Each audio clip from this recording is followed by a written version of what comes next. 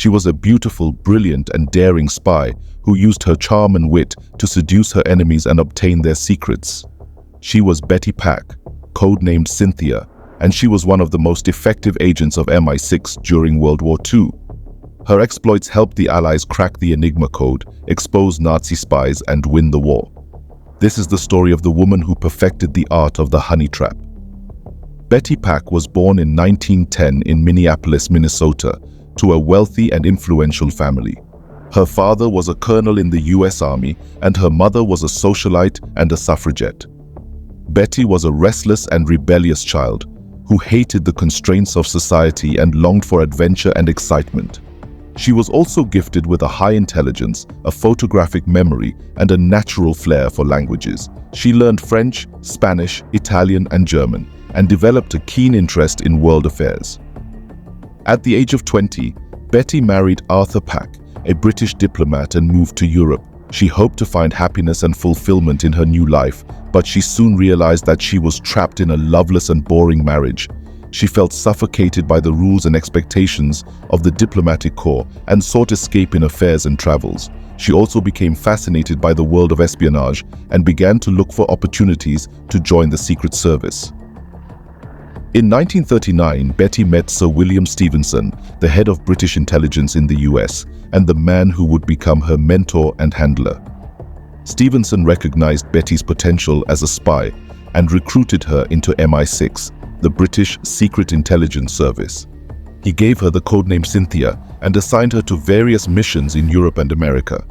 He also taught her the skills and techniques of espionage, including the use of the honey trap, a method of seducing targets to gain their trust and information. One of Betty's most successful missions was to seduce Charles Bruce, a French diplomat in Washington who was sympathetic to the Vichy regime, the puppet government of Nazi-occupied France. Betty pretended to be a journalist and interviewed Bruce about his views on the war. She then invited him to her apartment and seduced him. She also convinced him to defect to the Free French and to provide her with the French and Italian naval codes, which were crucial for the Allied invasion of North Africa. Betty smuggled the codes out of Bruce's office and delivered them to MI6, earning the admiration and gratitude of Winston Churchill, the British Prime Minister. Another of Betty's daring missions was to break into the Polish embassy in Washington with the help of her lover, Tyler Kent, an American code clerk who had access to the embassy's safe. Betty and Kent were looking for evidence of a secret agreement between Churchill and Roosevelt, the American president, to bring the US into the war, which they hoped to use to blackmail the Polish government into cooperating with MI6. However, they also stumbled upon a treasure trove of documents related to the Enigma code, the German encryption system that baffled the Allied codebreakers. Betty and Kent copied the documents and handed them over to MI6, who used them to crack the Enigma code and to expose Kent as a Nazi spy. Yet another of Betty's remarkable missions was to infiltrate the Spanish embassy in Washington. With the help of her lover Don Juan de Bourbon, the exiled heir to the Spanish throne, who was working as a naval attaché. Betty and Don Juan were looking for information on the activities and plans of the Nazi agents in Spain, a neutral but pro-fascist country. Betty and Don Juan managed to enter the embassy and to open the safe, where they found a list of Nazi spies and sympathizers in Spain, as well as a map of the German U-boat bases along the Spanish coast. Betty and Don Juan photographed the documents and escaped from the embassy and gave them to MI6, who used them to disrupt the Nazi operations in Spain and to protect the Allied shipping routes in the Atlantic. Betty's exploits earned her the admiration and respect of her colleagues and superiors, as well as the recognition and reward of her government. She received the Order of the British Empire, a Medal of Honor, from King George VI in 1945. She was also praised by Sir William Stevenson, who called her the greatest unsung heroine of the war.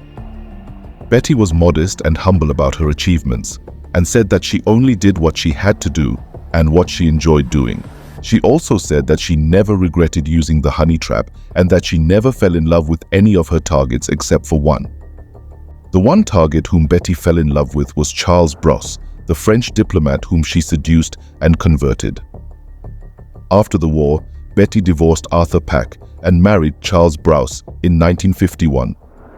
They settled in France and lived happily together until his death in 1976. Betty then moved to America and lived quietly and privately until her death in 1963. She was buried next to her father in Arlington National Cemetery in Virginia. This is the end of the story of Betty Pack, the brilliant MI6 spy who perfected the art of the honey trap. It is a story of courage, intelligence, and charm. It is also a story of deception, manipulation, and betrayal. It is a story that reveals the secrets and sacrifices of the war and the importance and impact of the spy. It is a story that we hope you enjoyed and learned from. Thank you for watching.